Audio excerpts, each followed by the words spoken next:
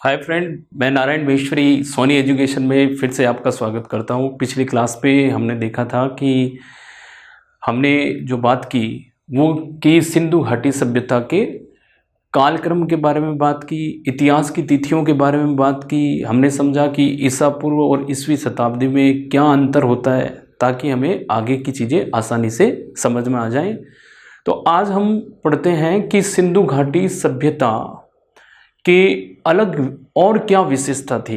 तो इन विशेषताओं के बारे में पढ़ते हैं। तो सिंधु घाटी सभ्यता की या हड़प्पा सभ्यता की विशेषता के बारे में बात करते हैं। जैसा कि फ्रेंड आप जानते हो कि सिंधु घाटी सभ्यता को एक नगरीय सभ्यता कहा जाता है। तो सिंधु सभ्यता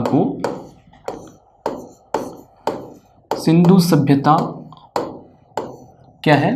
नगरीय सभ्यता। नगरीय सभ्यता इसको क्यों कहा जाता है?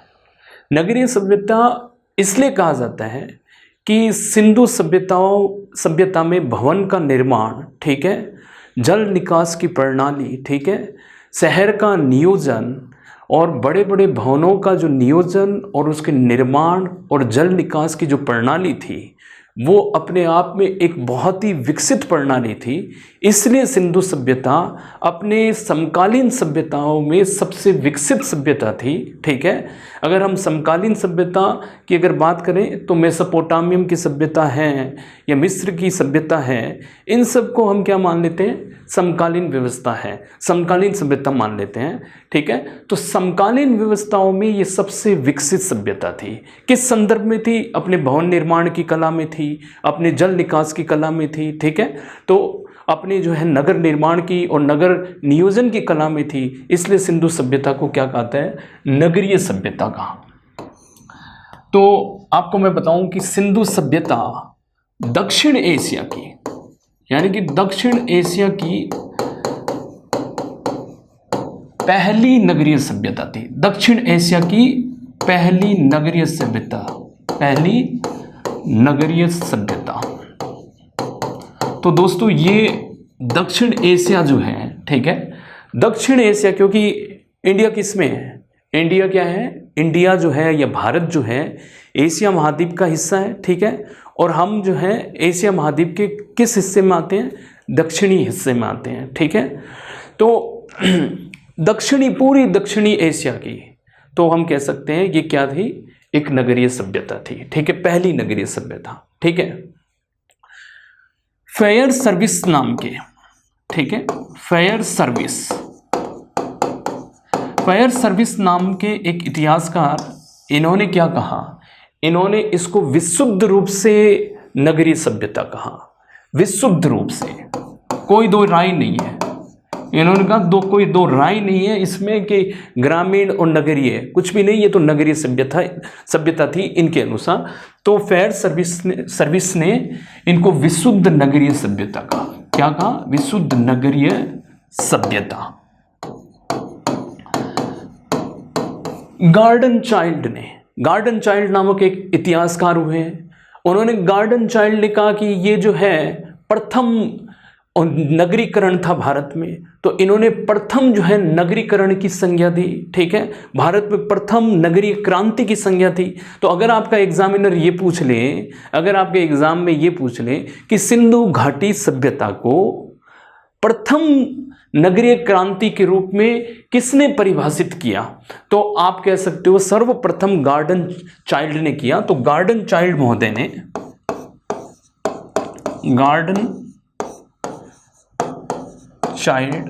महोदय ने सिंधु सभ्यता को प्रथम नगरीय क्रांति कहा। प्रथम नगरीय क्रांति कहा। तो प्रथम नगरीय क्रांति या नगरीय क्रांति का मतलब ये होता है कि पहली बार भारत में बड़े भवनों का निर्माण, बड़े शहरों का निर्माण देखने को मिलता है। इसलिए इन्होंने क्या बोला कि ये प्रथम नगरीय क्रांति थी भारत में, ठीक है। अब जब हम बात करते हैं सिंधु घाटी सभ्यता के अगर नगर नियोजन की बात करते हैं कि शहर कैसे थे, ठीक है, तो सिंधु घाटी सभ्यता का नगर नियोजन जो हमको मिलता है वो दोस्तों मैं सामान्य जानकारी अभी आपको दे रहा हूं कि सिंधु घाटी सभ्यता का नगर नियोजन तो इसका नगर नियोजन जो था वो जाल पद्धति के आधार पर था। नगर नियोजन किस आधार पर था? नगर नियोजन था जाल पद्धति, जाल पद्धति के आधार पर था। जाल पद्धति का मतलब ये होता है कि जो सड़कें थी वो एक दूसरे को जो है समकोण में काटती थी, यानी कि मुख्य सड़क को छोटी जो सड़कें थी वो समकोण में काटती थी, 90 डिग्री के एंगल में काटती थी। तो ये क्या बनाती थी? जाल बनाती थी, चेस बोर्ड सिस्टम बनाती थी। ठीक है, इस तरह से हम कह सकते हैं कि ये जाल पद्धति का मतलब ये है कि मुख्य सड़कों को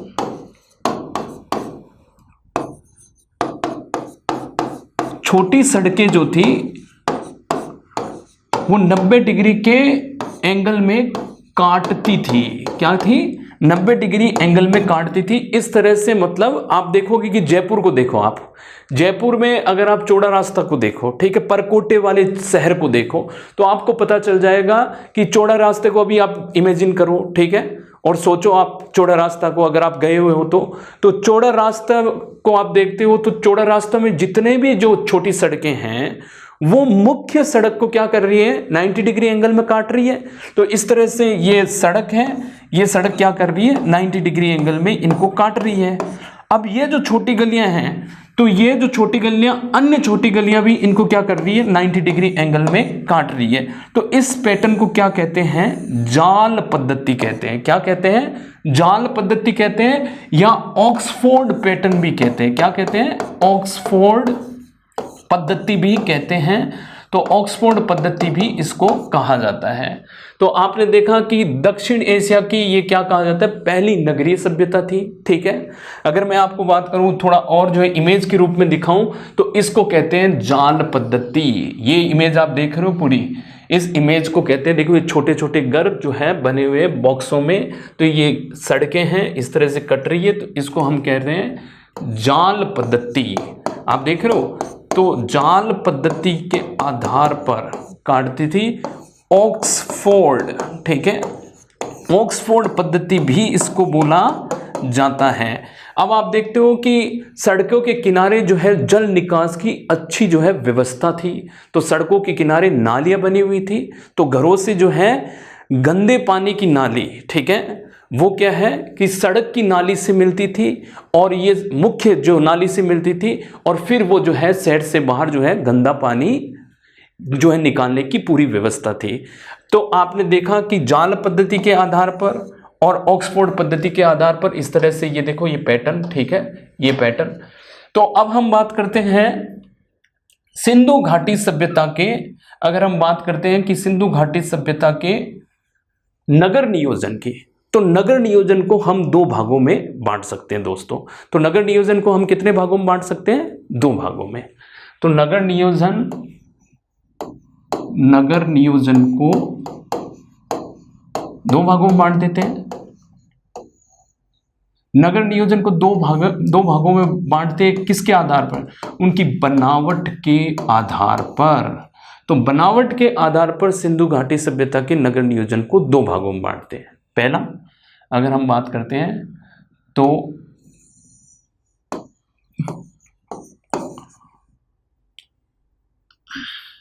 पश्चिमी शहर,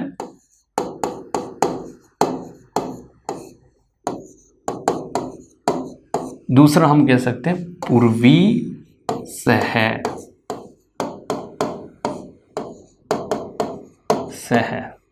अगर मैं बात करूं पश्चिमी पूर्वी शहर की, तो अगर मैं यूं कह दूं कि ये मान लो ये शहर है, तो ये हो गया पश्चिमी शहर, और ये हो गया आपका पूर्वी शहर। समझ रहे हो? तो ये पश्चिमी शहर और पूर्वी शहर।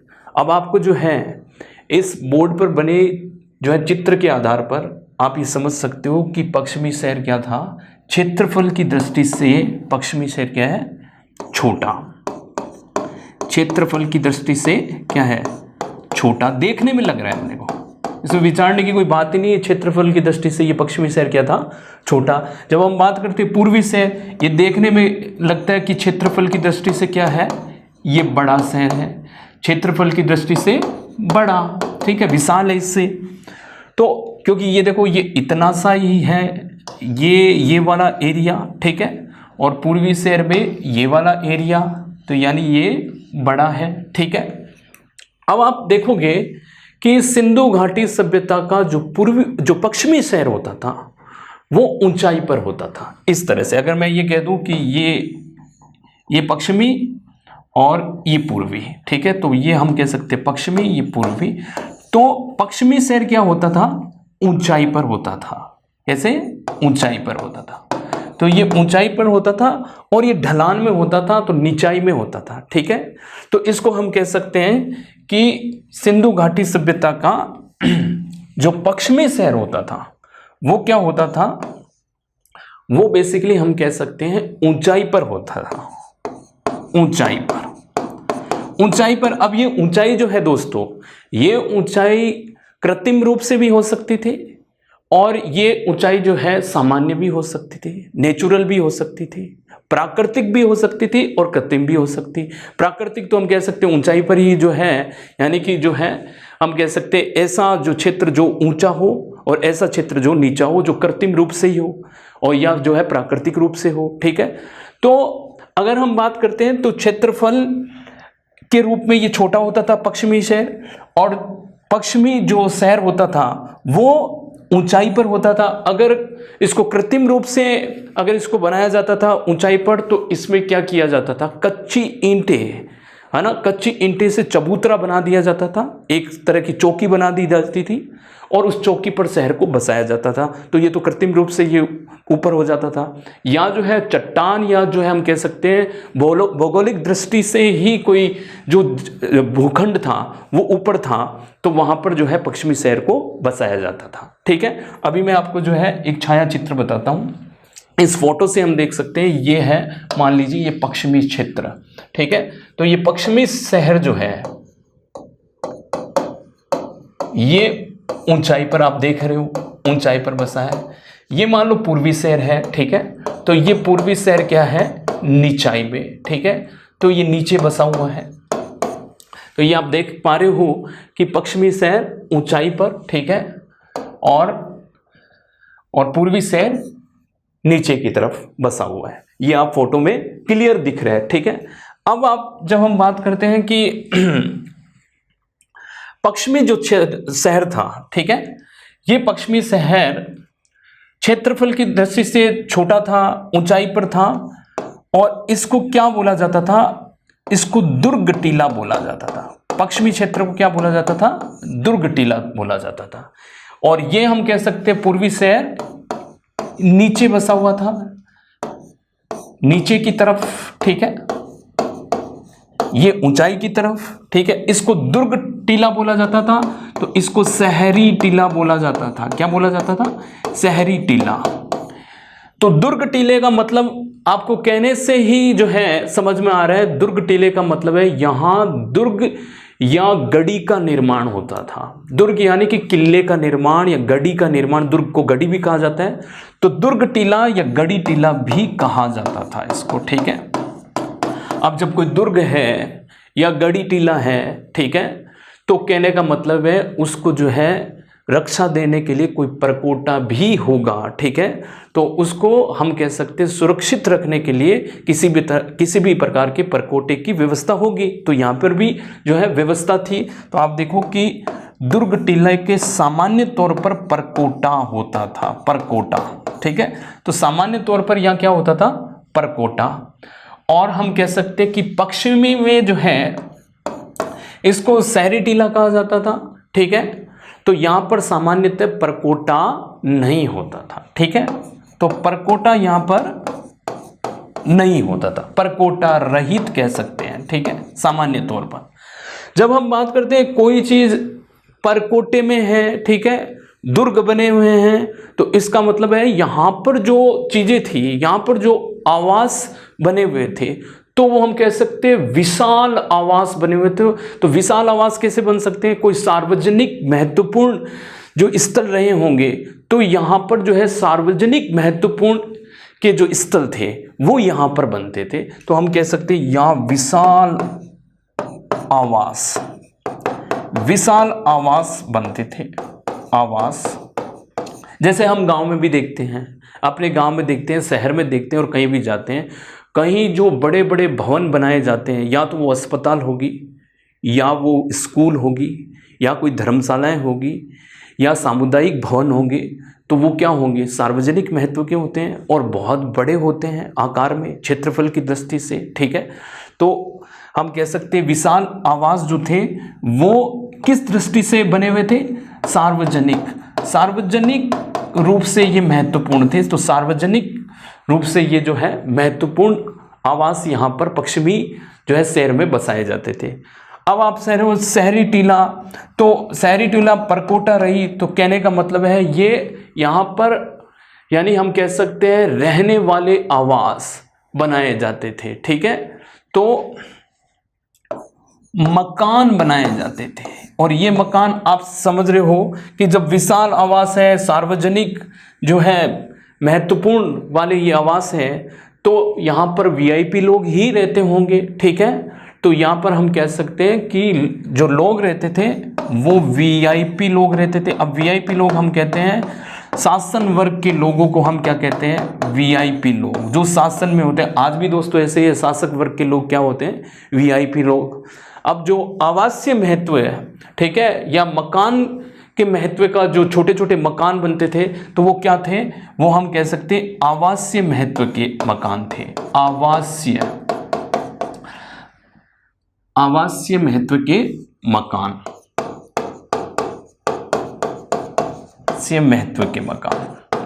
आवासीय महत्व के मकान अब जो बनते थे वो ऑब्वियसली हम कह सकते हैं कि वो हमारे जैसे लोगों के लिए बनते होंगे। तो यहाँ जन सामान्य लोग रहते थे। कौन रहते थे?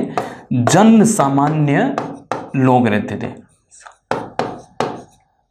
जन सामान्य लोग यहाँ पर रहते थे, आम लोग रहते थे। ठीक है, तो आपने देखा कि दोस्तों कि वीआईपी लोग, शासक वर्ग, तो हमने अब हम इसकी बात करते हैं कि सिंधु घाटी सभ्यता के आवास यानी कि नगर नियोजन की अगर हम बात करें, तो नगर नियोजन को हमने बनावट के तौर पर हम कह सकते हैं कि हमने दो भागों में बांटा, एक पश्चिमी शहर और एक पूर्वी शहर। ठीक है, पश्चिमी शहर और पूर्वी शहर। जैसे हम बात करते हैं पश्चिमी शहर को, आपने देखा कि पश्चिमी शहर ये वाला जो हिस्सा पश्चिमी शहर, ये जो है देखने में छोटा है, तो ये क्षेत्रफल की दृष्टि से क्या था? छोटा था। पूर्वी शहर क्षेत्रफल की दृष्टि से क्या था? बड़ा था। अब हम बात करते हैं कि ये जो पश्चिमी जो शहर था वो ऊंचाई पर बनाया जाता था। ये ऊंचाई क्या हो सकती थी?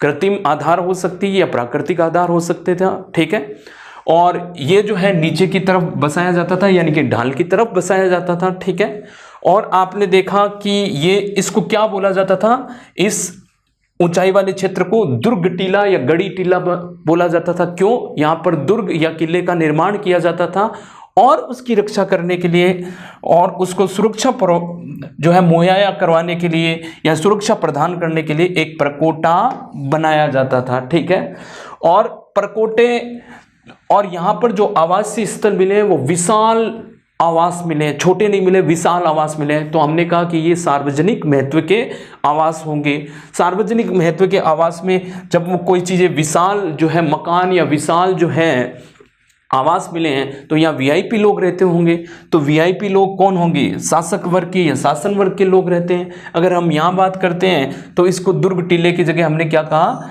शहरी टीला कहा। शहरी टीला तो जो होता था सामान्य तौर पर कोई प्रकोटा नहीं होता था यहाँ पर। ठीक है, और मकान कैसे होते थे? आवासीय महत्व के। ठीक है, जैसे घर में हम लोग रहते हैं ऐसे छोटे छोटे मकान बनाए होते थे। ठीक है, और वो वहाँ पर कौन लोग रहते थे? वहाँ पर जन सामान्य लोग रहते थे। बहुत साधारण बात है, इसको बहुत कंफ्यूजन होने की कहीं ज़रूरत नहीं है। जैसे आज भी हम देखते हैं कि इस तरह से जो है आवासीय जो महत्व के मकान होते हैं वो एक निश्चित सीमा तक ही बड़े होते हैं, और सार्वजनिक महत्व के जो चीज़ें होती है वो बहुत विशाल होते हैं, बहुत बड़े भवन का निर्माण जो है देखने को आज भी हमें मिलते हैं। ठीक है दोस्तों, अब इसमें ये जब हम बात करते हैं कि क्या ये ऐसा ही था पूरे सिंधु घाटी सभ्यता में, ऐसी समानता मिलती है, तो कुछ अपवाद भी जरूर होंगे। तो हम अपवादों के बारे में बात करते हैं। ऐसा नहीं है कि मानव द्वारा निर्मित कोई भी चीज़ें एक जैसी हो और उसमें कोई अपवाद नहीं हो, ऐसा नहीं हो सकता। तो इसी सभ्यता में ये भी कोई ऐसे तो है नहीं कोई एलियन लोग थे जिन्होंने बसाई, हम हमारे जैसे इंसानों ने बसाई। तो अपवाद होना एक जो है ज़रूरी है। तो अपवाद ज़रूरी यहाँ भी था। तो हम उन अपवादों को पढ़ते हैं कि ऐसे क्या अपवाद थे जो इस सभ्यता में मिलते हैं। तो नगर नियोजन में भी कुछ अपवाद थे। जैसे आप देखोगे कि धोलावीरा सिंधु घाटी सभ्यता के सारे शहर दो भागों में विभक्त थे। एक जो हम कह सकते हैं गढ़ी टीला और एक निचला शहर, ठीक है, यानी पश्चिमी टीला और पूर्वी टीला। पर धोलावीरा ऐसा नहीं था। धोलावीरा 3 भागों में विभक्त था। कितने भागों में? 3 भागों में। 3 भागों में। तो 3 भाग कौन कौन से थे? पश्चिमी शहर, ठीक है, मध्य शहर और पूर्वी शहर, ठीक है। तो ये 3 भागों में विभक्त था। ऐसे ये पश्चिमी, मध्य और पूर्वी। तो ये पश्चिमी हो गया, ये मध्य हो गया और ये हो गया पूर्वी।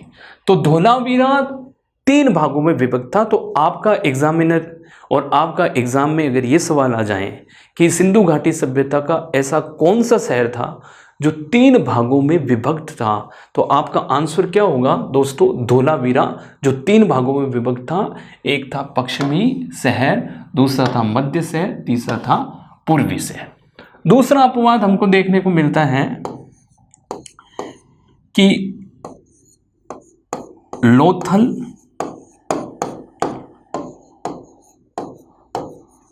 सुरकोटदा तथा बनावली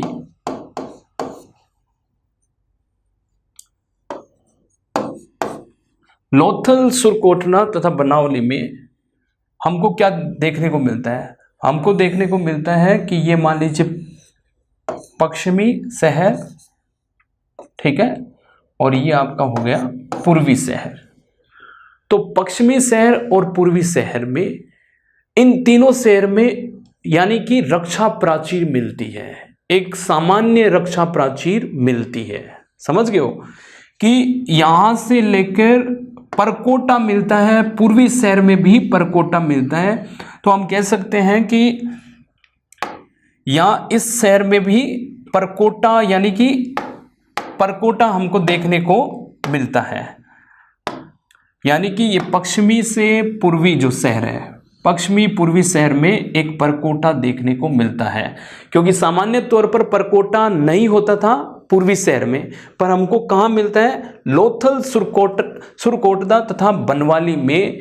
यानी कि एक रक्षा प्राचीर से पूरा शहर ढका हुआ था, चाहे वो पूर्वी हो चाहे वो पश्चिमी हो, ठीक है। अब हम बात करते हैं कि तीसरी बात, अगर हम बात करें तीसरी बात, तो तीसरा अपवाद हमको ये मिलता है कि चनहुदड़ो में किसी भी तरह का परकोटा हमको नहीं मिलता है। चनहुदड़ो जो शहर है, चनहुदड़ो, वो परकोटा रहित शहर होता है। परकोटा रहित शहर मतलब किसी भी तरह का परकोटा यहाँ देखने को नहीं मिलता है। तो आपका सवाल हो कि सिंधु घाटी सभ्यता का ऐसा कौन सा शहर है जो परकोटा रहित शहर है, तो आपका आंसर क्या होगा? चनहुदड़ो। चनहुदड़ो एकमात्र शहर जो परकोटा रहित शहर था, ठीक है। City without citadel. सीटाडल परकोटे को इंग्लिश में कहते हैं सीटाडल, ठीक है। कभी कभी सीटाडल आ जाए तो कंफ्यूज होने की जरूरत नहीं है, सीटाडल को ही परकोटा कहते हैं, ठीक है। जैसे अगर मैं बात करूं कि लोथल और चनहूदड़ो, लोथल तथा चनहूदड़ो,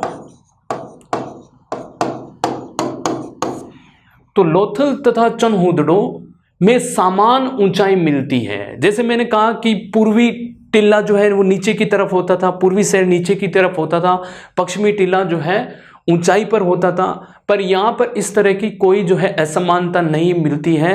तो ये दोनों शहर क्या थे, पूर्वी और पश्चिमी शहर का दोनों हिस्सा, चाहे वो लोथल हो चाहे वो हम कह सकते हैं चनहूदड़ो है, तो ये समान ऊंचाई पर मिलते हैं। तो इनका जो है हम कह सकते हैं समान ऊंचाई पर बसे हुए थे, समान ऊंचाई, यानी कि उनकी पूर्वी और पश्चिमी जो शहर था उसमें जो है हाइट के अनुसार कोई भी जो है वेरिएशन नहीं था, हाइट के अनुसार कोई भी इनमें अंतर नहीं था, ठीक है। अब हम बात करते हैं कि हमारे जैसे कालीबंगा की, ठीक है, हमारे कहते ही आपको समझ में आ गया हम किसकी बात कर रहे हैं, कालीबंगा की।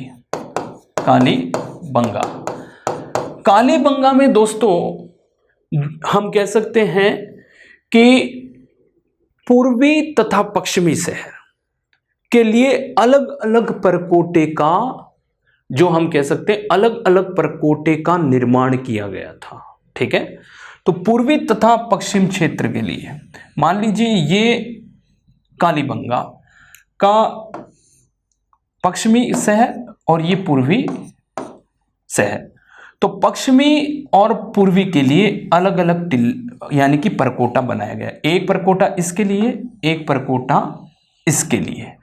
तो कहने का मतलब है, अब यहां समझना कि यदि पूछ लें कि इनमें से, देखो सवाल को बहुत ध्यान से पढ़ना, कि सिंधु घाटी सभ्यता के कौन से शहर में जो है पश्चिम, कौन से शहरों में या कौन से स्थलों में पश्चिम क्षेत्र में और पूर्वी क्षेत्र में अलग अलग परकोटा मिला है, तो आपका आंसर होगा कालीबंगा, ठीक है। और ये एक सवाल ऐसे भी आ सकता है कि सिंधु घाटी सभ्यता के कौन से स्थल पर जो है पूर्वी क्षेत्र में भी परकोटा मिला है, तो उसमें तो अपने तीनों चारों आंसर आ सकते हैं, कालीबंगा भी आ सकता है, लोथल भी आ सकता है, सुरकोटड़ा भी आ सकता है, बनावली भी आ सकता है। मेरी बात समझ लो दोस्तों कि इनके लिए भी इसके लिए भी एक जो है सामान्य जो है रक्षा प्राचीर थी, जो पूर्व से लेकर पश्चिम तक पूरे शहर को घेर रखा था। कालीबंगा में भी हमको जो है पूर्वी शहर में रक्षा प्राचीर मिलती है। तो अपना सवाल अगर ये हो, मान लो सिर्फ कि सिंधु घाटी सभ्यता के कौन से स्थलों में पूर्वी क्षेत्र में प्राचीर मिलती है, तो ये चारों ही हो गए फिर तो, ये में यानी कालीबंगा हो गया, लोथल हो गया, सुरकोटड़ा हो गया, बनवाली हो गया, ठीक है दोस्तों। अब हम बात करते हैं आगे। जैसे हम बात करते हैं कि हमारा एक और अपवाद अगर हम बात करें कि मोहनजोदड़ो, ठीक है, मोहनजोदड़ो, मोहनजोदड़ो जो शहर है, मोहनजोदड़ो का ये जो शहर है, तो उसके ठीक बीचों बीच, यानी कि यहाँ पर, ठीक है, ये पश्चिमी और ये पूर्वी, यहाँ पर एक नहर का निर्माण किया गया, ठीक है। एक बीच में हमको क्या मिलती है, नहर मिलती है, क्या मिलती है, नहर। तो आपसे ये पूछ लिया जाए कि सिंधु घाटी सभ्यता का वो कौन सा स्थल है जहाँ पर जो है बीच में से नहर का जो है साक्ष्य मिलता है, तो आप कहोगे वो कौन सा है, मोहनजोदड़ो, ठीक है दोस्तों। बहुत आसान है, इतने घबराने की जरूरत नहीं है। आप इसको जो है आसानी से वीडियो को पॉज कर करके देखिए और फिर सुनिए, अपने नोट्स बनाइए, जो मैं हर क्लास में कहता हूँ, नोट्स बनाइए और ध्यान से डायग्राम को ड्रॉ कर करके और उसके आगे आप जो है फैक्ट्स को लिखिए, ठीक है। अब हम बात करते हैं एक और चीज, यानी कि ये जो मोहनजोदड़ो है, मोहनजोदड़ो का जो ये पश्चिमी टीला है, ठीक है, पश्चिमी टीला मैंने आपको जो है आगे की क्लास में बताया था कि राखलदास बनर्जी जो है कुषाण कालीन मूर्ति का जो है, मूर्ति को जो है ढूंढने निकले थे, ठीक है, कुषाण कालीन मूर्ति के लिए निकले थे, पाषाण जो है मूर्ति थी उसके लिए निकले थे। खोज तो पाषाण मूर्ति की कर रहे थे और मिल गई पूरे मोहनजोदड़ो जैसा पूरा शहर मिल गया था उनको। तो यहाँ पर इनको क्या मिला, पूर्वी स्थल पर, मोहनजोदड़ो के पश्चिमी स्थल पर, तो पश्चिमी स्थल पर इनको क्या मिला, कुषाण कालीन स्तूप मिला, ठीक है, कुषाण कालीन स्तूप मिला। तो इसलिए इसको क्या बोला जाता है, स्तूप टीला बोला जाता है। क्या बोला जाता है, स्तूप टीला बोला जाता है। तो इसको बोला जाता है स्तूप टीला। तो आपका एग्जामिनर ये पूछ ले या कि कौन से शहर का पश्चिमी क्षेत्र स्तूप टीला कहलाता है, तो आपका आंसर क्या होगा, मोहनजोदड़ो। जो आपको समझ में आ गया कि राखलदास बनर्जी जो है कुषाण कालीन जो है स्तूप को ढूंढने निकले, फिर उनको पूरा जो है एक आवासीय जो पूरा हम कह सकते पूरा शहर मिल गया था, इसलिए जो है पश्चिम क्षेत्र में इनको क्या मिलता है, कुषाण कालीन स्तूप मिलता है मोहनजोदड़ो में। तो इसलिए मोहनजोदड़ो का पश्चिम टीले को क्या बोला जाता है, स्तूप टीला बोला जाता है। ठीक है दोस्तों, अब हम एक और चीज बात करते हैं अपवाद के बारे में, कि जैसे फॉर एग्जाम्पल कि अगर मैं बात करूं तो वो ये है कि कालीबंगा, जो हमारा जो कालीबंगा राजस्थान के हनुमानगढ़ जिले में कालीबंगा जो शहर है, उस कालीबंगा में एक विशेष चीज देखने को मिलती है कि ये मान लीजिए अपना कालीबंगा का शहर, ये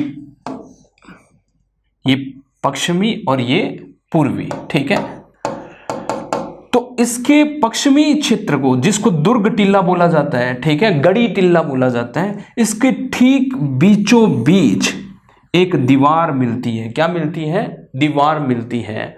तो अगर आपसे ये पूछ लिया जाए कि सिंधु घाटी सभ्यता के पश्चिमी शहर में कहाँ जो है द्विभागीकरण मिलता है, या जो है हम कह सकते हैं पश्चिमी टीला दो भागों में कहाँ विभाजित है, कौन सी सिंधु घाटी सभ्यता का स्थल जो पश्चिमी टीला जिसका दो भागों में विभाजित है, तो आप कहोगे कालीबंगा, ठीक है। तो कालीबंगा का ये पश्चिमी जो टीला है या पश्चिमी शहर है वो दो भागों में विभाजित है। मैं आशा करता हूं कि ये सारी चीज़ें जो है आपको समझ आ चुकी है। फिर भी हम एक बार इसको वापस देख लेते हैं कि क्या क्या चीज़ें हमको अपवाद के तौर पर मिली है। अपवाद के तौर पर हमको जो मिलने वाली है कि हमने धोलावीरा जो शहर है हमारा, ठीक है, गुजरात में, वो 3 भागों में बटा हुआ मिला है। वैसे तो सारे शहर क्या है 2 भागों में बटे हुए मिलते हैं, पश्चिमी और पूर्वी, पर इसमें एक मध्यम शहर भी मिला है। ठीक है दोस्तों, लोथल, सुरकोटला तथा बनवाली में हमको पश्चिम और पूर्वी शहर के लिए एक रक्षा प्राचीर मिली है, एक परकोटा मिला है। तो सामान्य तौर पर रक्षा प्राचीर जो है पूर्वी शहर में नहीं होती है, ठीक है, पर यहाँ पर मिला है, तो यहाँ से क्वेश्चन बन सकता है। ऐसे हम देखा कि चनहुदड़ो जो शहर है हमारा वो परकोटा रहित शहर है, कोई भी परकोटा हमको नहीं मिला है, परकोटा रहित शहर। और अब हम बात करते हैं कि हमारी लोथल की, लोथल तथा चनहुदड़ो, लोथल और चनहुदड़ो में कोई जो है ऊंचाई की जो है अंतर यहाँ पर देखने को नहीं मिलता है। जैसे हम बात करते हैं पश्चिमी टीला क्या होता है, ऊपर की तरफ बसा, ऊपर होता है ऊंचाई में, और पूर्वी टीला नीचे होता है, यानी पूर्वी से नीचे की तरफ बसा होता है। पर यहाँ हमको ऐसी कोई अंतर जो हमको देखने को नहीं मिलता है, ये सामान्य। कालीबंगा में हमने देखा कि पूर्वी और पश्चिम शहर के लिए अलग अलग रक्षा प्राचीर बनी हुई थी, तो रक्षा प्राचीर अलग से बनी हुई थी कालीबंगा में। मोहनजोदड़ो में आपने देखा कि मोहनजोदड़ो में पूर्वी और पश्चिम शहर की ठीक बीच में से नहर निकली हुई है, ठीक है। और आपने देखा कि इसी पश्चिमी क्षेत्र को क्या बोला जाता है मोहनजोदड़ो में, स्तूप टीला बोला जाता है, क्योंकि यहाँ पर कुषाण कालीन स्तूप मिला था, किसको, राखलदास बनर्जी को मिला था। और कालीबंगा में मैंने आपको बताया कि पश्चिमी शहर के ठीक बीचों बीच एक दीवार खींची गई है। तो अगर आपका ये क्वेश्चन बने कि कौन से स्थल पर जो है पश्चिमी शहर के बीच में एक दीवार मिलती है या पश्चिमी शहर को 2 भागों में बांटा गया है, तो आप कहोगे कालीबंगा। ठीक है दोस्तों, मैं आशा करता हूँ कि ये आपको समझ में आया है और आगे की क्लास में हम अन्य विशेषताओं पर बात करेंगे। तब तक के लिए आप हंसते रहिए, मुस्कुराते रहिए, सेफ रहिए।